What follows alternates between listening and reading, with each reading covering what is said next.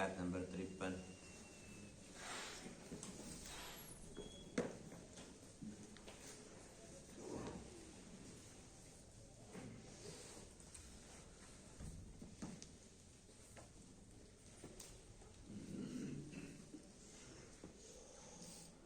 اعوذ باللہ من الشیطان الرجیم،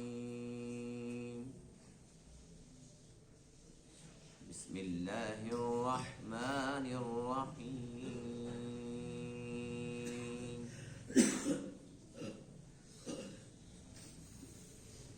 وقال الملك ائتوني به استخلصه لنفسي،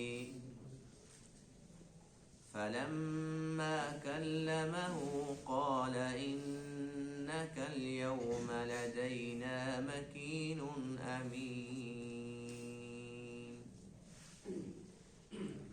قال اجعلني على خزائن الأرض إني حفيظ عليم،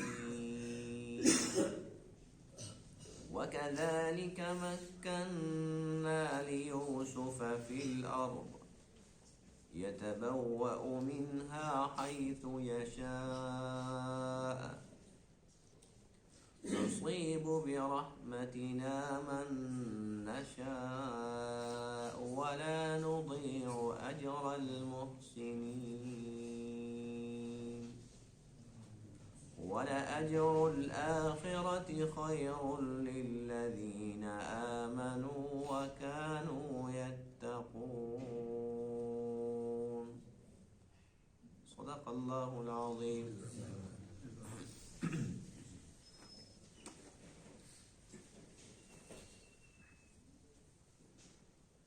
گزشتہ درس میں حضرت یوسف علیہ نبینا علیہ السلام کی برات کا تذکرہ تھا۔ جب بادشاہ نے یوسف علیہ السلام کو طلب کیا تو آپ نے صاف صاف انکار فرما دیا کہ جب تک جو میرے اوپر الزام ہے اس کی تصدیق نہیں ہو جاتی، وہ معاملہ سب کے سامنے کھل کر نہیں آ جاتا، تب تک میں باہر نہیں آؤں گا۔ بادشاہ کو یہ بات اچھی لگی، اس نے مصر کی ان عورتوں کو جنہوں نے اپنے ہاتھ گاڑ دیے تھے ان کو طلب کیا، ان سے ساری کی ساری بات پوچھی، سب نے اقرار کیا کہ یوسف بالکل سچے ہیں اور ہم نے ان کے اندر کسی قسم کی کوئی برائی نہیں دیکھی۔ یہاں تک کہ عزیز مصر کی بیوی زلیخا، اس نے بھی صاف صاف جو بات تھی بتلا دی کہ جو کچھ قصور تھا وہ میرا تھا اور یوسف بالکل حق پر تھے، بالکل سچے ہیں۔ جب یہ سارا کا سارا معاملہ ہو گیا تو اب بادشاہ کے دل کے اندر یوسف کی محبت گھر کر گئی۔ آج کے درس میں آیت کریمہ کے اندر اسی بات کا تذکرہ ہے کہ بادشاہ کا کیا رد عمل تھا۔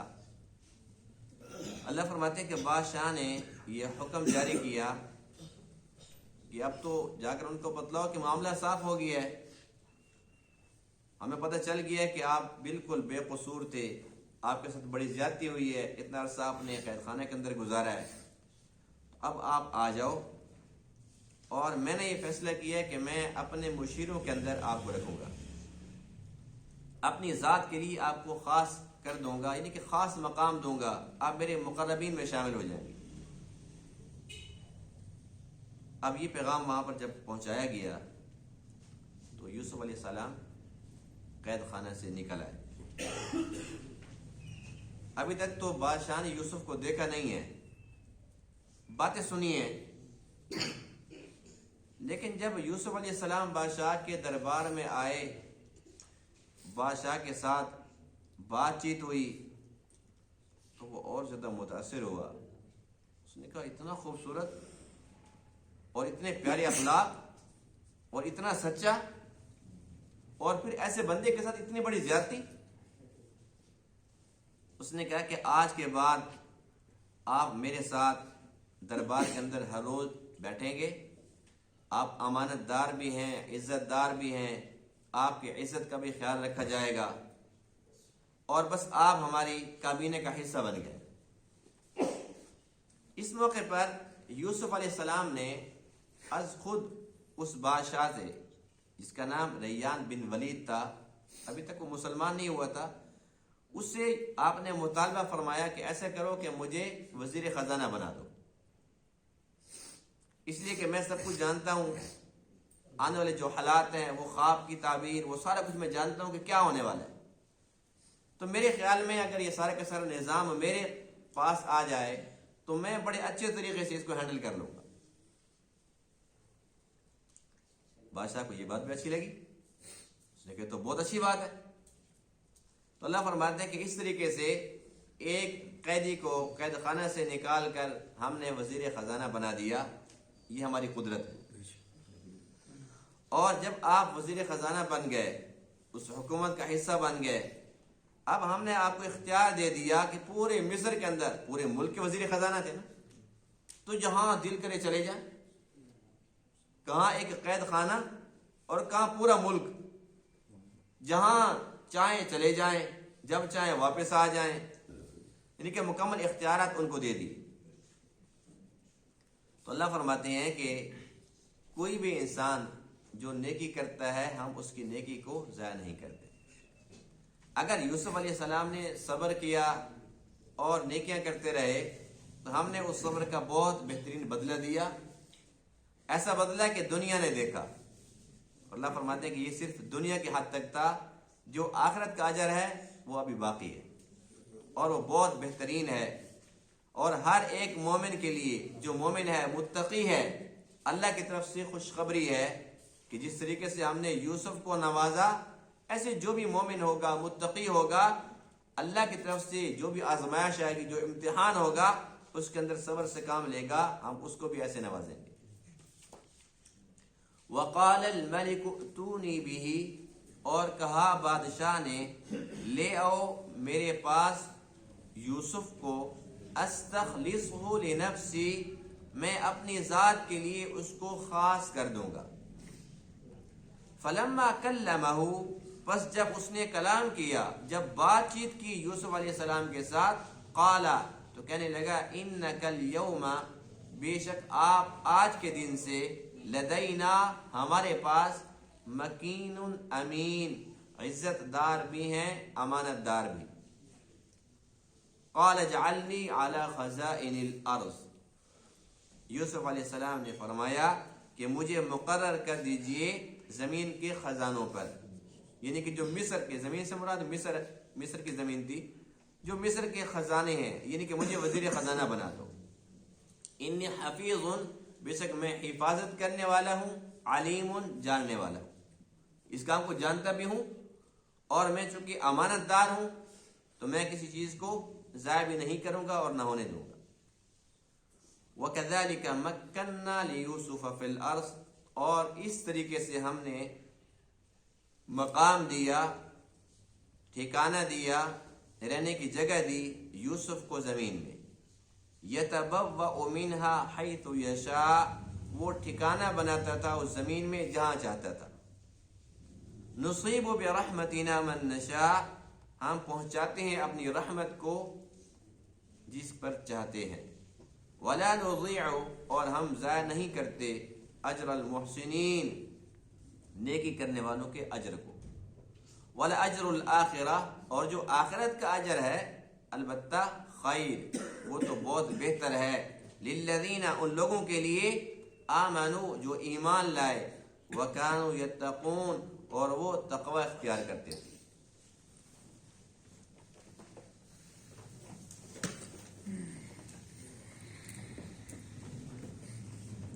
بادشاہ مصر نے یہ پہلے ہی فیصلہ کر لیا تھا جب یوسف علیہ السلام کی باتیں سنی تھی اور حقیقت اس کے سامنے آئی کہ یہ کوئی عام بندہ نہیں ہے، بڑا خاص ہے، اس کو اپنے مقرب لوگوں میں، اپنے مشیروں کے اندر داخل کروں گا۔ جب دیکھا تو اور زیادہ وہ تو دیوانہ ہو گیا، اور دیکھا بھی ایسے کہ جب یوسف علیہ السلام آئے تو اللہ کی قدرت دیکھی کہ جب آئے تو بڑے شان و شوکت کے ساتھ، اس نے باقاعدہ اس وقت کی جو سواری تھی، گھوڑا ہے، جو چیز تھی، وہ سواری بھیجی، کافی سارے بندے بھیجے جو ان کو لے کر آؤ. تو بڑی عزت کے ساتھ، احترام کے ساتھ، شان و شوکت کے ساتھ وہ تشریف لائے. اور جب آئے تو بادشاہ تخت پر موجود تھا. آتے ہی آپ نے فرمایا السلام علیکم. بادشاہ نے کہا یہ کیا چیز ہے؟ کیونکہ وہ تو کافر تھے. السلام علیکم کیا چیز ہے؟ حضرت یوسف نے فرمایا کہ یہ میرے آبا و اجداد کا طریقہ ہے. تیرے آبا و اجداد کون ہیں؟ بتایا کہ وہ یعقوب علیہ السلام، اسحاق علیہ السلام، ابراہیم علیہ السلام. میں ان کے خاندان میں سے ہوں، ان کے نسل میں سے ہوں، اور میں ان کے دین پر ہوں. اور وہ دین کیا ہے؟ اسلام ہے. اس کے اندر یہی ہوتا ہے کہ السلام علیکم. ایک ایمان والا دوسرے ایمان والے کو یہ تحفہ دیتا ہے. وہ بڑا خوش ہوا اور اسی موقع پر یوسف علیہ السلام کی باتوں سے متاثر ہو کر اس نے اسلام قبول کر لیا. سب سے پہلے وہ بادشاہ مسلمان ہو گیا. اب جب بادشاہ ایک طرف چلا گیا تو جو اس کے وزیر مشیر ہوتے ہیں وہ کہتے ہیں جی بادشاہ جو آپ کا دین ہے ہمارا بھی وہی ہے. وہ سارے کے سارے اس کے ساتھ ہو گئے. تو یوں اللہ تعالیٰ نے یوسف علیہ السلام کے اس راستے کو آسان فرما دیا، کیونکہ آپ نے تبلیغ فرمانی تھی، اللہ تعالیٰ کا پیغام پہنچانا تھا. تو عموماً یہ ہوتا ہے کہ جتنے بھی اللہ تعالیٰ کے نبی ہے سب سے پہلے جو ان کے قریب آتے ہیں وہ کمزور طبقے کے لوگ ہوتے ہیں. جیسے کہ خود اللہ تعالیٰ کے پاک محبوب علیہ السلام کے پاس کون ہے؟ بلال حبشی، صہیب رومی، سلمان فارسی، یعنی کہ اس قسم کے لوگ آتے تھے. لیکن یوسف علیہ السلام اللہ کے ایسے نبی ہیں کہ ان کے پاس سب سے پہلے کون ہے؟ بادشاہ.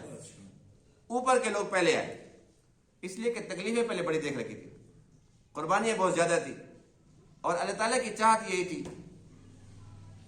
بہرحال جب بات چیت ہوئی بڑا متاثر ہوا، اور جب وہ اسلام بھی قبول کر چکا تھا تب آپ نے فرمایا قال اجعلنی علی خزائن الارض، کہ میرا خیال یہ ہے کہ آپ مجھے وزیر خزانہ بنا دیں. انی حفیظ علیم، اس لیے کہ میں سب کچھ جانتا بھی ہوں اور میں تمام چیزوں کی حفاظت بھی کروں گا. جو بھی خزانے ہیں، غلہ ہے، جو چیز بھی ہے میں اس کا خوب خیال رکھوں گا. بادشاہ کو یہ بات بھی اچھی لگی. اور اس دوران جو عزیز مصر جو خرید کر لے کر گیا تھا مصر سے آپ کو، اور آپ کا محسن تھا، وہ اس وقت اللہ کی قدرت سے فوت ہو چکا تھا. تو یہ سیٹ ویسے بھی خالی تھی. بادشاہ نے کہا ٹھیک ہے آپ وزیر خزانہ ہیں. اور یہ تمام جتنے بھی لوگ تھے اس وقت کے وزیر مشیر سب کے مشورے سے بات طے ہوئی کہ بالکل ٹھیک ہے، یہ بندہ بہت مناسب ہے. بادشاہ نے چند دن گزارے اور جب حالات دیکھے اس نے کہا کہ بس ہم تو مکیاں مار رہے ہیں، یوسف جیسے تو بندے کوئی نہیں ہے.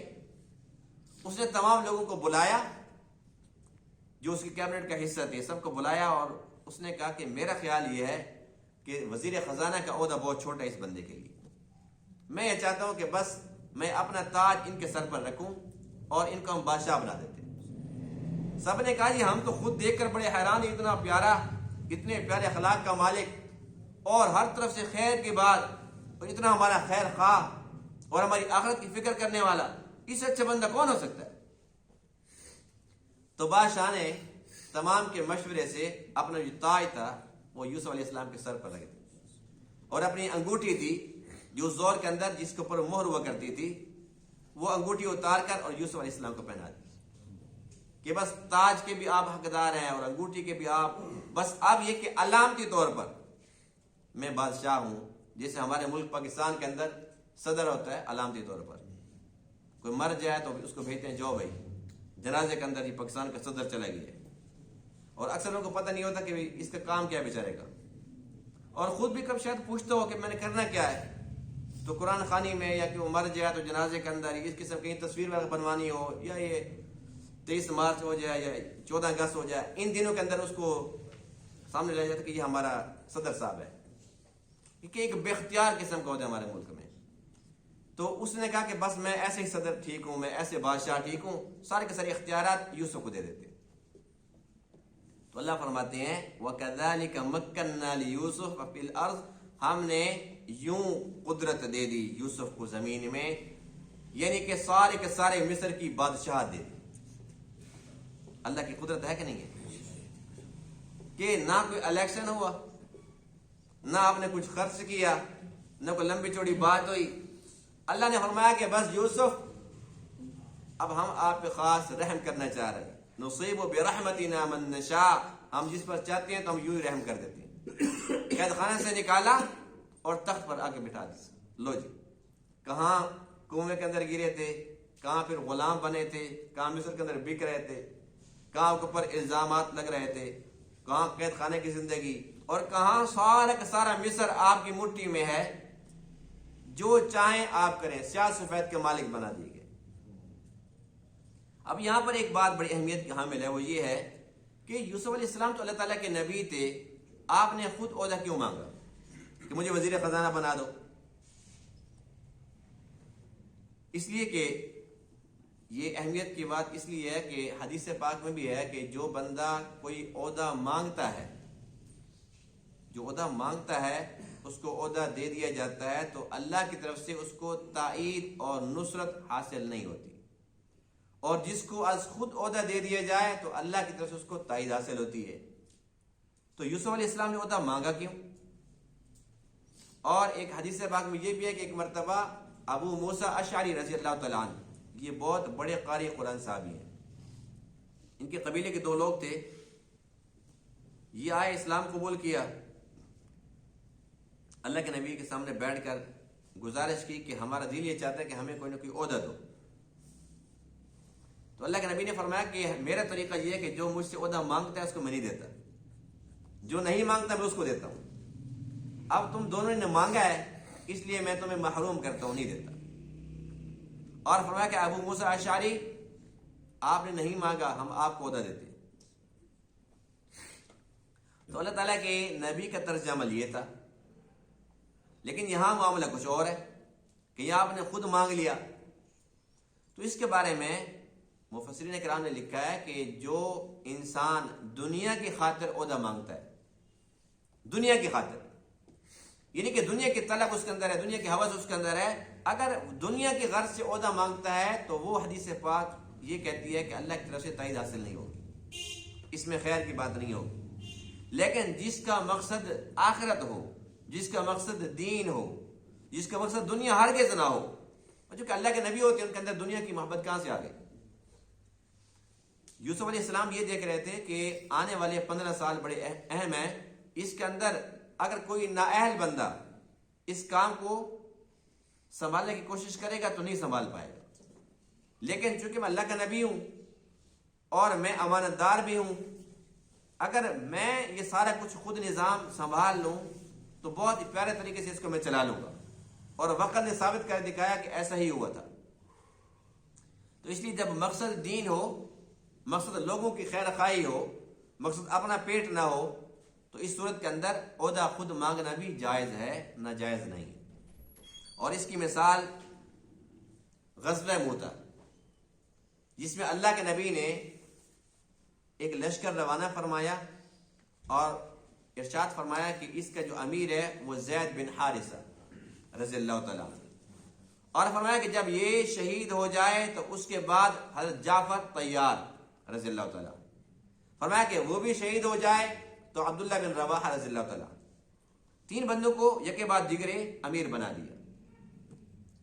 اللہ کی قدرت یہ ہے کہ جب یہ لشکر روانہ ہوا اور یہ جب دشمن کے آمنے سامنے آیا تو ان کی تعداد 3000 تھی اور دشمن کی تعداد 2.25 لاکھ.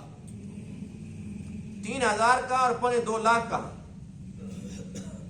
تو بس جیسے جنگ شروع ہوئی، زید بن حارثہ وہ شہید، اس کے بعد پھر جعفر طیار وہ بھی شہید، عبداللہ بن رواحہ وہ بھی شہید. اب اللہ کے نبی نے تو 3 کو مقرر فرمایا تھا اور تینوں اللہ کو پیارے ہو گئے. اب یہاں پر عہدہ خالی ہو گیا تو اس کے لیے خالد بن ولید نے خود اپنے آپ کو پیش کیا، خود عہدہ مانگا کہ بھائی مجھے بناؤ. اور جب یہ بنے تو بننے کے بعد 3000 کے ہوتے ہوئے دشمن کو چکر دیا، ان کا نقصان بھی کیا اور اپنے بندوں کو بھی سب کو بچا لیا. تو اس حدیث پاک اس واقعے سے کیا پتہ چلتا ہے کہ جب ایک بندہ دیکھتا ہے کہ بھئی اس وقت میں اہل ہوں اور مقصد دنیا نہیں ہے، اب وہاں پر مقصد دنیا تو نہیں تھا، مقصد تمہارے سامنے موت نظر آ رہی تھی، لیکن خالد بن ولید کو یہ پتا تھا کہ اگر میں اس وقت چونکہ اہل ہوں، میں اس کو سنبھال لیتا ہوں تو یہ سارے کے سارے بچ جائیں گے، ورنہ ایک بھی نہیں بچے گا۔ تو اس سے یہ ثابت ہوا کہ ایسے موقع پر جب کوئی انسان سمجھتا ہے کہ میرے آنے سے نظام کے اندر کوئی نہ کوئی تبدیلی آ سکتی ہے، کوئی بہتری آ سکتی ہے، لوگوں کا بھلا ہو سکتا ہے، تو اس کو اپنے آپ کو پیش کرنا چاہیے۔ اب ان تمام باتوں کے بعد پھر ہم دیکھتے ہیں حالات حاضرہ۔ ہمارے یہاں کیا ہوتا ہے؟ ہمارے یہاں سسٹم یہ ہے کہ ایک بندہ الیکشن کے لیے، وہ بے شک کونسلر کا ہے، بے شک وہ ایم پی ایم این اے کا جو بھی ہو، اپنے آپ کو پیش کرتا ہے اور اپنے ساتھ لکھتا ہے جی بے لوث، دیانتدار اور نڈر، بے باک، سارے کے سارے القاب اپنے لیے وہ فٹ کر کے اور اپنے چمچے وہ بھیج دیتا ہے جی، اور سب نعرے لگاؤ جی بس آ گیا اور چھا گیا، اور آ گیا اور چھا گیا۔ اور سب جانتے ہیں کہ اس کی ساری کی ساری زمینیں اس نے قبضہ کی ہوئی ہیں، سب جانتے ہیں کہ کافی بندوں کا قاتل بھی ہے، سب جانتے ہیں کہ بڑا ظالم بھی ہے، سب جانتے ہیں کہ بڑا راشی قسم کا بندہ بھی ہے، سب کو پتہ ہوتا ہے نہیں ہوتا، لیکن وہ چمچے پھر بھی کہتے ہیں دیانتدار، آپ کے ووٹ کا اصل اور صحیح حقدار۔ تو ان حالات کے اندر ایک بندہ نااہل ہے، غاصب ہے، ظالم ہے، بدکار ہے، اور وہ اپنے لیے کہتے ہیں کہ میں بڑا نیک ہوں، بڑا متقی ہوں، بڑا تہجد گزار ہوں، میں یہ کرتا ہوں وہ کرتا ہوں، تو ہم سب اس کے ساتھ کھڑے ہو جاتے ہیں۔ مقصد اس کا بھی دنیا ہوتا ہے، اور جب ساتھ کھڑے ہوتے ہیں مقصد ہمارا بھی دنیا ہوتا ہے۔ ہم بھی کہتے ہیں کہ کسی اگر بزرگ کو، کسی عالم کو، کسی نیک بندے کو ووٹ دے دیا تو کل کو تھانے کے اندر، عدالت کے اندر یہ ہمارا ساتھ دے گا؟ اسے تو سیدھی بات کرنی ہے، نہیں بھائی غلط کام ہے، میں نہیں چلتا تمہارے ساتھ، اور بھائی یہ بدماش ٹھیک ہے، یہ ہمارے کام ہے، یعنی کہ جیسے نیت ویسی مراد۔ ہماری نیت پہلے سے خراب ہے، جب ہماری نیت پہلے سے خراب ہے تو پھر ہمیں پھل بھی تو ویسے ہی ملنا ہے۔ اپنی دنیا کی خاطر ایک بندے کو زندگی میں کبھی تھانے سے، عدالت سے واسطہ ہی نہیں پڑا، لیکن وہ بھی ووٹ دیتے کہ اگر پڑ جائے تو میرا کام ان سے ہوگا۔ یہ سوچ ٹھیک ہے کہ غلط ہے؟ پھر کیا کرنا چاہیے؟ اس کا مقابلہ کرنا چاہیے کہ نہیں کرنا چاہیے؟ ان حالات کے اندر ان آیات سے یہ پتہ چلتا ہے، قال اجعلنی علی خزائن الارض، ایک بندہ اگر اہل ہے، جیسے یوسف علیہ السلام اہل تھے، آپ نے فرمایا کہ انی حفیظ علیم، میں حفاظت بھی کروں گا اور میں سب کچھ جانتا بھی ہوں، آپ مجھے یہاں پر منتخب کریں۔ اگر کوئی بندہ دیانتدار ہے، بے شک وہ عالم ہے یا نہیں ہے، لوگ علماء سے تو ویسے بھی کہتے ہیں ان کو تو ووٹ دینے ہی نہیں ہے۔ اگر کوئی بندہ مولوی کھڑا ہو الیکشن کے اندر تو کہتے ہیں یار تو نمازیں پڑھا، تو مدرسہ چلا، تیرا کیا کام ہے، تیرا کیا کام ہے سیاست میں؟ حالانکہ سیاست یہ دین کا ایک حصہ ہے، ایک ستون ہے۔ حضور علیہ السلام نے سیاست کی ہے کہ نہیں کی؟ اور اللہ کے نبی کے وارث کون ہے؟ علماء ہی تو ہیں۔ اب اگر علماء کرتے ہیں تو کہتے ہیں نہیں بھائی، مقصد پھر وہی ہوتا ہے کہ ہماری دنیا کے جو مفاد ہے اس کے اندر یہ لوگ رکاوٹ بن جائیں گے، کوئی ووٹ نہیں دیتا۔ حالانکہ ہر دکھ سکھ کے اندر کام وہی مولوی آتے ہیں، جنازہ پڑھانا ہے، نکاح پڑھانا ہے، ہر دکھ سکھ کے اندر وہی مولوی آئے گا، اس کے وجود ووٹ نہیں دینا۔ بس یہ آپ آ گئے تو یہ برکت کے لیے بس آپ کا پاؤں آ جائے یہی بہت ہے، احترام اتنا دل کے اندر ہے، لیکن ووٹ نہیں دینا۔ اچھا یہ بتائیں کہ ہمارے ملک پاکستان کے اندر اب تک جتنی تباہی ہوئی ہے، جتنے قرضے ہمارے پر چڑھ گئے ہیں، ہماری نسلیں جو ابھی تک آئی نہیں ہیں، ابھی تک آنے سے پہلے وہ مقروض ہو چکی ہیں، ان پہ قرضہ علماء نے چڑھا ہے جی؟ پورے ملک کا جو ستیہ ناش ہوا ہے، جتنی خرد برد ہو رہی ہے، ہوئی ہے، اس کے اندر علماء کے کچھ ہاتھ ہیں؟ سیاستدان ہیں جن کو ہم ووٹ دیتے ہیں اپنی دنیا کی خاطر۔ اب یہ سوچیں کہ ایک بندہ 1 کروڑ روپے لگا رہا ہے تو وہ ہمارا خیر خواہ ہو سکتا ہے؟ اس نے تو پہلے اپنا کروڑ پورا کرنا ہے، یہ تو سرمایہ کاری ہے۔ 10 لاکھ لگاؤ اس کو 20 بناؤ، 2 کروڑ لگاؤ تو 4 بناؤ۔ تو مقصد یہ ہے کہ جب یہ لوگ، ہم سب ان کو جانتے ہیں کہ یہ دنیا کے بھوکے ہیں، مفاد پرست ہیں اور ہماری نسلوں کے دشمن ہیں، قرضے آج تک ہم نے لی، ہم سب مقروض ہیں نا، اس قرضے میں سے جو اب تک چڑھا ہے اس میں سے ہم میں سے کسی ایک کو بسکٹ کھایا؟ کوئی ایک ٹافی ہمیں نصیب ہوئی؟ قرضہ اتارنا ہم نے، سانس لینے پر بھی ٹیکس، پانی پینے پر بھی ٹیکس، غنڈہ ٹیکس، یعنی کہ ایک عوام ماچس کی ڈبیا لیتی ہے اس پر بھی ٹیکس ہے. ہم ٹیکس دے دے کے مر گئے، قرضہ پھر چڑھ رہا ہے، اور پھر نیا قرضہ آتا ہے اس قرضے کو اتارنے کے لیے، پھر اور نیا آتا ہے اس کو اتارنے کے لیے. قرضہ کہ وہ اترنے کا نام نہیں لے رہا. جو لوگ لے رہے ہیں وہ مالدار سے مالدار ترین، ان کی تجوریاں بھر رہی ہیں، ان کے خزانے بھر رہے ہیں، اور جس پہ چڑھ رہا ہے وہ بیچارے مقروض، وہ بیچارے مفلس، نادار، وہ پریشان ہیں، وہ صحیح طور پر نہ کھا سکتے ہیں، نہ پی سکتے ہیں، نہ پہن سکتے ہیں، نہ اوڑھ سکتے ہیں، نہ ان کے بچے اچھی تعلیم حاصل کر سکتے ہیں، نہ وہ اچھا اپنا علاج کرا سکتے ہیں. سارے نظام کو ہم دیکھ رہے ہیں، جانتے ہیں، لیکن پھر بھی ہم اندھے بنے ہوئے. جب بھی الیکشن ہوتا ہے اور کوئی ایک بندہ عالم ہو یا عالم نہ ہو، کوئی غریب بندہ ہمارے محلے سے کھڑا ہو جاتا ہے، غریب بندہ ہے نمازی، اور اس کے مقابلے میں کوئی بڑا جاگیردار ہے، سردار صاحب ہے، خان صاحب ہے، تو ہم کس کو ووٹ دیں گے؟ جی سیدھے سیدھے کہہ دیں، کوئی نہیں پکڑ رہا، کس کو دیں گے؟ خان صاحب. بھائی اس کے پلے ہے کیا؟ یہ ہماری سوچ ہے جو سب سے گھٹیا سوچ ہے. دیکھو ووٹ ایک امانت ہے.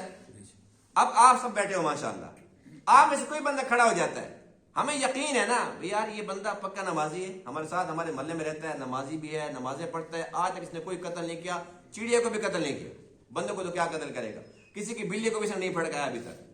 سب جانتے ہیں ہمارا نمازی ہے، ہر روز ملتے بھی ہیں، اکٹھے کھاتے پیتے بھی ہیں، اٹھتے بیٹھتے ہیں، ہر روز ہمارا درس قرآن ہوتا ہے، اس کے اندر بھی بندہ شریک ہوتا ہے، لیکن ووٹ اس کو بالکل نہیں دینا. دیں گے ووٹ ہم تو پھر یوں ہی ذلیل ہوں گے. اب اپنی یہ سوچ ہم بدلیں، اپنی سوچ بدلیں کہ ووٹ ایک امانت ہے، اور اللہ نے پوچھنا ہے کہ تو نے دیا تھا ووٹ فلانے بندے کو، وہ گنڈا تھا، بدماش تھا، اس نے جتنی بدماشیاں کی، تیرا بیچ میں حصہ ہے، پکڑ ہوگی کہ نہیں ہوگی؟ ایک بندہ غریب ہے اور ہمیں یقین ہے کامل ہے کہ اس نے ہارنا ہے، کیونکہ ہم سب کی سوچ بگڑی ہوئی ہے، اس لیے اس بیچارے نے ہارنا ہے. ہم پھر بھی اسی کو دیں، ہم اس کو دے دیں گے، وہ ہار جائے گا. اللہ کے ہم سرخرو ہیں کہ یا اللہ ہم نے تو اپنا حق ادا کر دیا تھا، ہم نے اس کو نیک سمجھا، ہم نے دے دیا، اب تو جانے تیرا کام جانے. تو ہم سرخرو تو ہوں گے کہ نہیں ہوں گے؟ تو یہ سوچ کون بدلے گا؟ یہ ہمیں سارے کی ذمہ دار ہے. ہم خود بدلیں، اپنے گھر والوں کو یہ ساری کی ساری باتیں سمجھائیں کہ بھائی اب اگلے الیکشن کے اندر، جب بھی کبھی الیکشن زندگی کے اندر جب بھی کوئی ایسا موقع ملے تو یہ نہیں دیکھنا کہ وہ امیر ہے وہ غریب ہے، یہ دیکھنا ہے کہ نیک کون ہے، نمازی کون ہے. امیر ہے غریب اس کو چھوڑ دو، اس نے جیتنا یا ہارنا اس کو بھی چھوڑ دو، اس نے کچھ وہ کر سکتا ہے یا نہیں کر سکتا اس کو بھی چھوڑ دو. بس یہ ہے کہ کم سے کم اگر یہ اچھا کام نہیں کرے گا تو برا بھی تو نہیں کرے گا نا. بس اس بنیاد پر ہم اس کو ووٹ دیں گے، اللہ کے ہم سرخرو ہو جائیں گے. تو اس موقع پر ایک اور بات، اور وہ آخری بات ہے، وہ یہ ہے کہ یوسف علیہ السلام جب قید خانے سے نکل رہے تھے اس وقت زلیخا نے ایک بات کی تھی، وہ بڑی اہمیت کی حامل ہے. زلیخا نے یہ کہا کہ اللہ کی قدرت ہے، اور اس نے کہا الحمدللہ، سب تعریفیں اس اللہ کی ہیں جس نے ایک غلام کو بادشاہ بنا دیا اور بادشاہ کو اس کا غلام بنا دیا.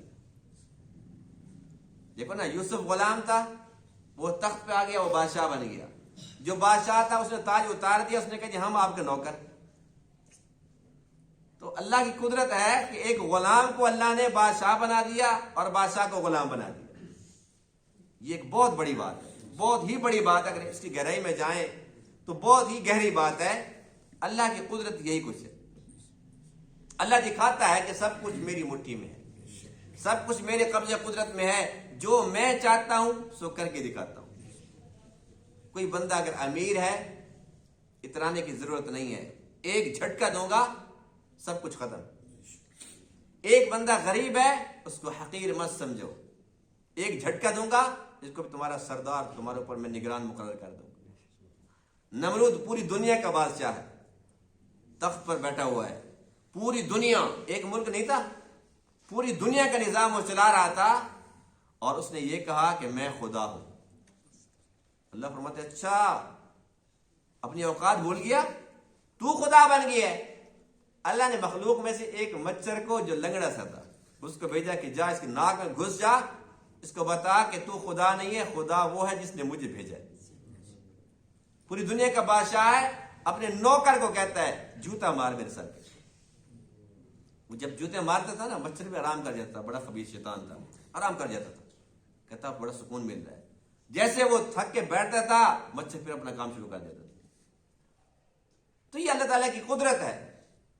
انسان جس حال میں بھی ہے، جیسا بھی انسان ہے، بس وہ اللہ کی نظر میں ہے، اور جیسے بھی حالات ہیں اللہ کی نظر میں ہے۔ اللہ جو چاہے سو کر دے۔